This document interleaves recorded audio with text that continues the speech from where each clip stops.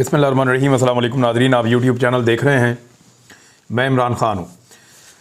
ताज़ा ख़बरें, उनमें सबसे पहले तो मैं आपको ये बताऊँ, पाकिस्तान तहरीक इंसाफ ने एक नई मुहिम चलाने का फ़ैसला किया है। और ये मुहिम चलाने का फ़ैसला क्यों किया है और इमरान खान साहब क्या करने जा रहे हैं, ये मैं आपको बताता हूँ। पॉलिटिकल एक्टिविटी रुकनी नहीं चाहिए। इमरान खान साहब को ये लगता है कि अगर उनकी टांग में चोट लगी है, वो 1 महीना और अगर ट्रैवल नहीं कर पा रहे और डॉक्टर ने उनको कहा है कि आपको कुछ रेस्ट और करना चाहिए, अपनी टांग की थोड़ी फिजियोथेरेपी वगैरह होगी, उसके बाद फिर आप प्रॉपर मूव करने के काबिल हो जाएंगे, तो तब तक के लिए आपको ज़्यादा आराम करना पड़ेगा। लेकिन इसके बीच में भी उन्होंने एक बड़े जलसे से खिताब किया रावलपिंडी में, और वो रोज़ाना की बुनियाद पे लोगों से मिल भी रहे हैं। अब उन्होंने पॉलिटिकल एक्टिविटी ना रुके और जो इलेक्शन कैंपेन उनकी जिस तरीके से चलती है, वो पब्लिक को मोटिवेट करके रखते हैं ताकि जब भी इलेक्शन होगा तो यही सारा सिनेरियो उनके काम आएगा। तो उसके लिए उन्होंने एक मुहिम चलाने का फैसला किया और मुहिम का नाम है इलेक्शन कराओ मुल्क बचाओ मुहिम। अब इसके अंदर वो रैलियां निकालेंगे। इसका आगाज़ लाहौर से करने का फैसला किया है। 7 दिसंबर को यानी कल से ये मुहिम शुरू हो जाएगी। सबसे पहले गालिबन हमादत के हलके में ये मुहिम शुरू की जाएगी और उसके बाद आहिस्ता आहिस्ता लाहौर के बाकी हलकों में जाएगी। तो 10 दिन तक ये मुहिम, 10-11 दिन तक ये लाहौर में रहेगी, 17 दिसंबर तक, और उसके बाद फिर ये बाकी शहरों की तरफ जाएगी और आहिस्ता आहिस्ता फिर शहरों में फैल के ये हर तरफ पूरे पाकिस्तान में होना शुरू हो जाएगी। इसमें इलेक्शन कराओ मुल्क बचाओ मुहिम है ये, और इसमें रैलियां निकलेंगी ताकि जो पॉलिटिकल कारकुन है वो मोटिवेट रहे और पाकिस्तान तहरीक इंसाफ के जो कारकुन है वो जुड़े रहें और मनसूबाबंदी करते रहें। साथ साथ जो है वो पार्टी के अंदर एक एनर्जी बाकी रहे। ये इमरान खान साहब का एक तरीकाकार है। स्पोर्ट्समैन है, वो जानते हैं कि वार्म अप रखना कितना ज़रूरी है लोगों को, तो वो उन्हीं फार्मूलों के तहत जो है वो पाकिस्तान की पॉलिटिक्स को भी चलाते हैं। बाकी पॉलिटिकल पार्टीज़ के लिए कुछ ऐसा है ही नहीं कि वो पब्लिक में जाएं, पब्लिक के साथ बात करें। इमरान खान साहब सिर्फ ये नहीं कर रहे, बल्कि इमरान खान साहब ने एक नई मुसीबत भी खड़ी कर दी है। आम इंतखाबात में मजबूत उम्मीदवारों को मैदान में उतारने के लिए अब वो एक एक ज़िला करके फैसला करने जा रहे हैं कि मुझे किस तरह के उम्मीदवार चाहिए, कौन कौन से लोग शॉर्ट लिस्ट होंगे, और जो लिस्टें हैं वो अब तैयार की जा रही हैं। इमरान खान साहब ने आइंदा इंतखाबात की तैयारी के लिए जो है वो मैदान में जो खिलाड़ी उन्होंने उतारने हैं या अखाड़े में जो मजबूत उन्होंने पहलवान या उम्मीदवार उतारने हैं, उनके लिए सरगर्मियाँ शुरू कर दी हैं। आइंदा चंद दिनों के अंदर इलेक्शन के हवाले से वो अब मुख्तलिफ अजला के लोगों से मुलाकातें करेंगे, अरकान असम्बली से मुलाकातें करेंगे और उन सबको तैयार करेंगे, तगड़े हो जाएं। अब इलेक्शन में उतरने का वक्त आ गया है और जिस जगह पे उनको नए उम्मीदवार उतारने हैं या जिस जगह पे उनको पिछली मरतबा कामयाबी नहीं मिली, वहाँ पे उन्हें क्या करना है, इस बारे में इमरान खान साहब अब तैयारियाँ कर रहे हैं। देखें, कोई भी पॉलिटिकल पार्टी इस वक्त इलेक्शन की तैयारी नहीं कर रही। जो भी तैयारी हो रही है वो सिर्फ इमरान खान साहब कर रहे हैं। दूसरी जानिब मैंने आपसे पहले कहा था कि इत्तेहादी जमातें कभी भी इलेक्शन में जाना नहीं चाहेंगी। पीडीएम की सारी जमातों ने मिलकर आज़ाद कश्मीर में इलेक्शन लड़ा है और आज़ाद कश्मीर के इलेक्शन के ऊपर अब मुबारकबादें एक दूसरे को दे रहे हैं। यानी पीपल्स पार्टी ने अपना इलेक्शन लड़ा है, नून लीग ने अपना इलेक्शन लड़ा है, पीटीआई ने अपना इलेक्शन लड़ा है, आज़ाद उम्मीदवारों ने भी इलेक्शन लड़ा है। अब इस वक्त नंबर्स क्या हैं मैं आपको बता देता हूँ। 2 मरहलों में ये इलेक्शन हुआ, फेज़ 1 फेज़ 2। सबसे ज़्यादा सीटें जीती पाकिस्तान तहरीक इंसाफ ने, जिनकी तादाद है 440। सबसे ज़्यादा सीटें 440। 400 का फिगर कोई दूसरी पॉलिटिकल पार्टी अबूर नहीं कर सकी। दूसरे नंबर पे आते हैं आज़ाद उम्मीदवार, जिन्होंने सीटें जीती हैं 370, यानी लगभग इनकी 70 सीटें कम हैं पाकिस्तान तहरीक इंसाफ से। तीसरे नंबर पे आते हैं पाकिस्तान पीपल्स पार्टी वाले। इन्होंने बड़ी समझदारी से इलेक्शन लड़ा है और कोशिश की है। और बल्दियाती इंतखाबात में मैंने आपको पहले भी कहा है कि ये कोई टेस्ट नहीं होता। बल्दियाती इंतखाबात में जो अच्छे उम्मीदवार चुन लेता है वो जीत जाता है ज़्यादा सीटें, जिसके बाद उम्मीदवार नहीं होते वो हार जाता है। बहुत सारे आज़ाद उम्मीदवारों का जीतना, यानी PMLN से ज़्यादा आज़ाद जीत गए, पीपल्स पार्टी से ज़्यादा आज़ाद जीत गए। इसका मतलब क्या है कि आज़ाद उम्मीदवार इस वक्त बड़े तगड़े हैं। अच्छा, अब ये जो आज़ाद उम्मीदवार जीते हैं, अब ये 370 के करीब हैं। उसके बाद पीपल्स पार्टी तीसरे नंबर पे 311 और नून लीग जो है वो चौथे नंबर पे आई है आज़ाद कश्मीर में 262। और फिर जो बाकी सारी जमातें हैं उन्होंने मिलकर 101 सीटें जीती हैं। इसमें मुस्लिम कॉन्फ्रेंस भी है, कुछ और पार्टियां भी हैं, तो उन सब ने मिलकर 101 नशिस्तें जीती हैं। तो नंबर 1 पार्टी पाकिस्तान तहरीक इंसाफ आई, अब सबने अपना अपना इलेक्शन लड़ा था, लेकिन अब नून लीग वाले या पीडीएम वाले चालाकी पता क्या कर रहे हैं, वो पीपल्स पार्टी और पीएमएलएन की सीटें जमा करके पीटीआई से ज़्यादा दिखाने की कोशिश कर रहे हैं।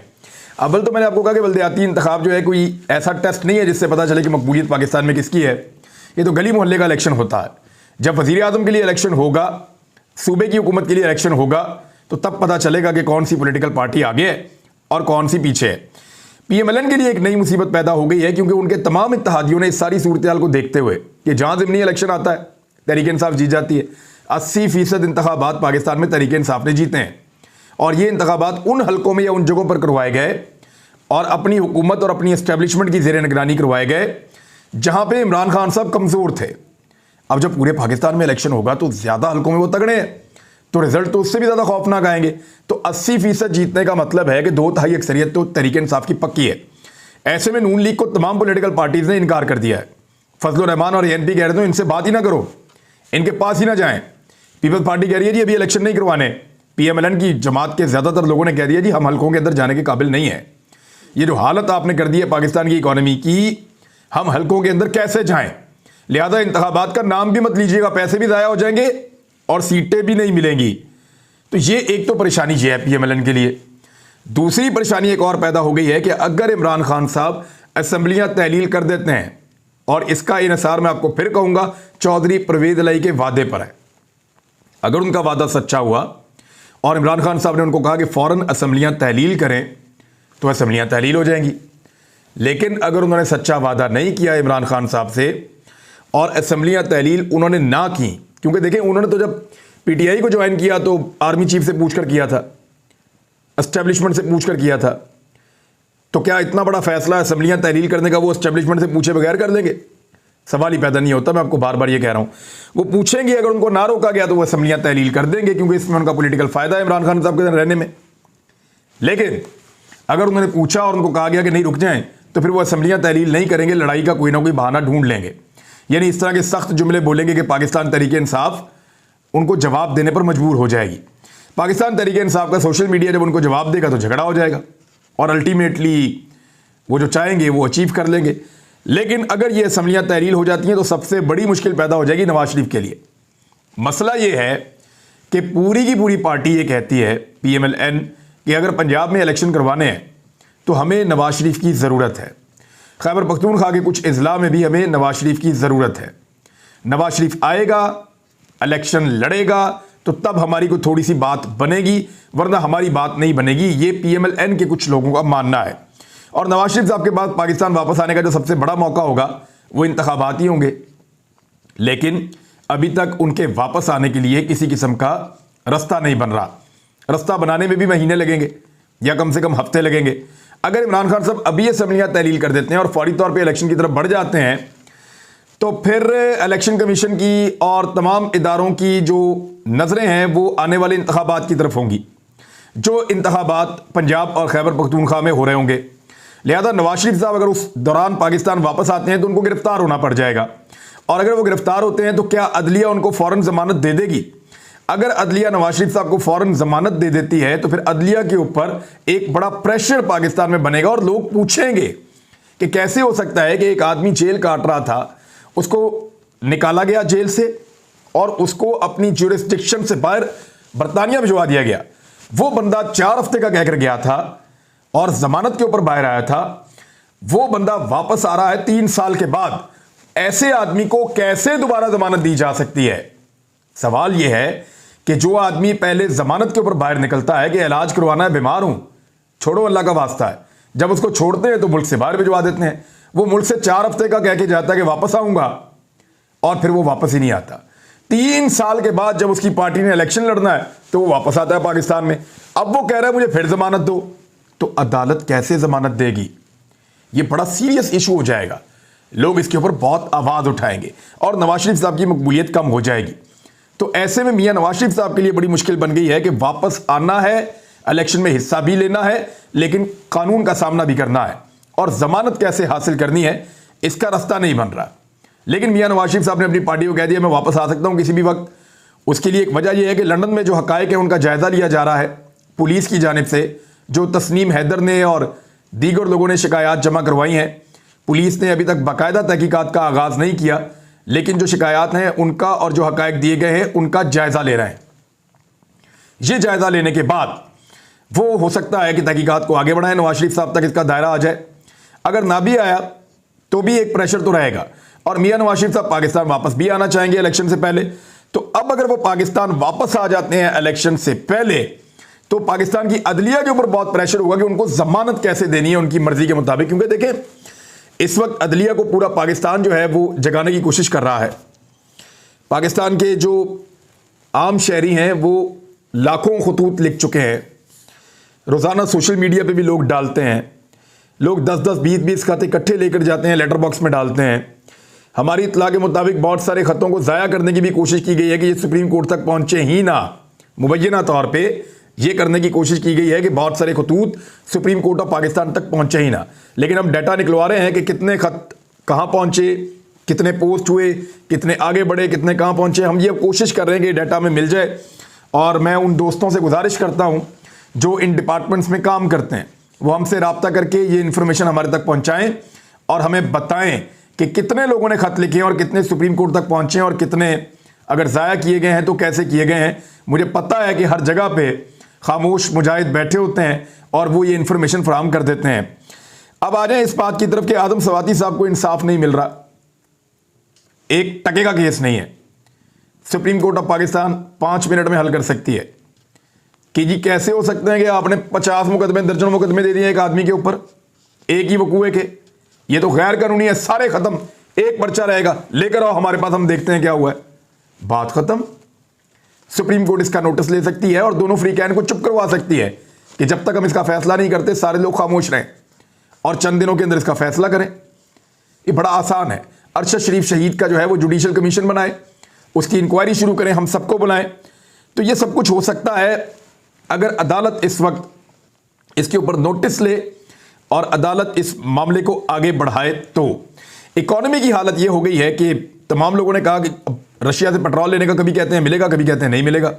थोड़े दिन पहले गवर्नमेंट खुद कह रही थी, उनकी खबरें आ रही थी कि नहीं, रशिया पेट्रोल नहीं दे रहा, कामयाबी नहीं हुई। अब पता नहीं किसके कहने के ऊपर कह रहे हैं जी कामयाबी हो गई है। दूसरी जानब इंटरनेशनली कुछ खबरें आई हैं, वो कह रहे हैं जी नहीं, कोई कामयाबी इस तरह की नहीं हुई जिस तरह की क्लेम की जा रही है पाकिस्तान की हुकूमत की जानिब से। बहरहाल देखते हैं, जब तेल लाएंगे रशिया से तब देखेंगे। माजी में कहा करते थे कि हमारे पास वो रिफाइनरी नहीं है जो रशिया के तेल को रिफाइन करे, और अब कह रहे हैं जी रशिया से हम तेल लेकर आ रहे हैं। वैसे मुनाफकत भी जो है वो ख़त्म है इन लोगों के ऊपर। अब मामला ये है कि इसहाक डार साहब ने जिस तरह की मईशत कर दी है, अब कुछ आइडियाज़ भी लेकर आ रहे हैं। वैसे मैं इन आइडियाज़ का हमेशा से हामी रहा हूँ कि कौमी वसाइल जो है उनको बचाना चाहिए, और ज़रूर बचाना चाहिए। बिजली को बचाना चाहिए, गैस को बचाना चाहिए, अखराजात कम करने चाहिए, पेट्रोल को बचाना चाहिए, और नेशन को एक नए तरीके से जीना सीखना चाहिए। मिसाल के तौर पे कहा जा रहा है कि सुबह 8 बजे से लेकर 6 बजे तक कारोबार चले शाम के। बड़ी अच्छी तजवीज़ है, लेकिन अगर यही तजवीज़ इमरान खान देता तो ये सारे इमरान खान को गालियां दे रहे होते। लेकिन इसहाक डार ने दी है, कोई इसकी पर बात नहीं करेगा। गाड़ियों के अंदर ट्रैफिक के नए उसूल बनाने की कोशिश है कि एक गाड़ी के अंदर 3 बंदे कम से कम बैठ के जाएं और ट्रैफिक पुलिस जो है उसको कंट्रोल करे, अकेला अकेला बंदा एक एक गाड़ी लेकर ना जाए। उसूल और बात तो बहुत अच्छी है, लेकिन इंप्लीमेंट कौन करवाएगा? लेकिन अगर यही बात इमरान खान करता तो उसको गालियां देते, उसका मजाक उड़ाते, उसके साथ बदतमीजी करते। तो ये सारी चीज़ें पाकिस्तान के मीडिया को भी एक्सपोज करती हैं। ये जो इसहाक डार ने पाकिस्तान की मईशत की हालत कर दी है ना, स्पेशली एक इश्तिहारी को, मफरूर को जहाज में बिठाकर पाकिस्तान लाया गया, केस खत्म करवाए गए, उसको वजीर बनाया गया, वजीर खजाना। ये हरकतें एक आदमी को बनाने के लिए की गई और उसने इकोनॉमी का बेड़ा गर्क कर दिया।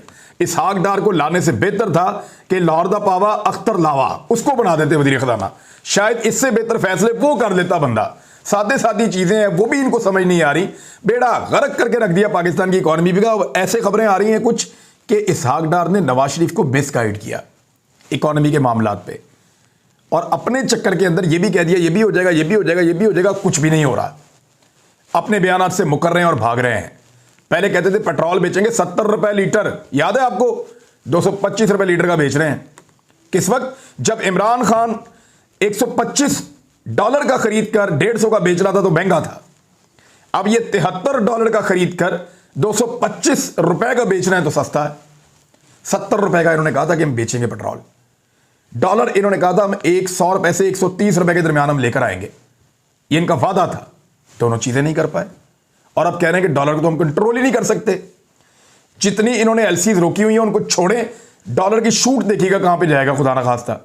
पाकिस्तान को डिफॉल्ट के किनारे पर लाके खड़ा कर दिया इसहाक डार ने। बड़ी बदकिस्मती है ये पाकिस्तान की। उधर आखिरी खबर मैं आपको ये दे देता हूं कि साबिक वज़ीर-ए-आज़म पाकिस्तान इमरान खान साहब ने, बहुत सारे लोग बार बार पूछ रहे थे जियो को नोटिस नहीं दिया, जियो को नोटिस नहीं दिया, तो उन्होंने कहा मेरी हिदायत पर लंदन में जियो टीवी लिमिटेड को कानूनी नोटिस भिजवा दिया गया है। मेरे वकला ने ये notice pre action protocol for media and communication claims के तहत भेजा है। जियो टीवी लिमिटेड को आज लंदन में बाज़ाब्ता तौर पर लेटर ऑफ क्लेम दे दिया गया है और इनके पास जवाब के लिए 14 रोज़ की मोहलत बाकी है। तो एक दिन तो गुजर गया जी, बाकी रह गए 13 दिन। तो 13 दिन के बाद देखते हैं कि जियो जवाब क्या देता है और उसके बाद होता क्या है। Let's see. अब तक इतने, अपना ख्याल रखिएगा, अपने इस चैनल का भी। अल्लाह हाफिज़।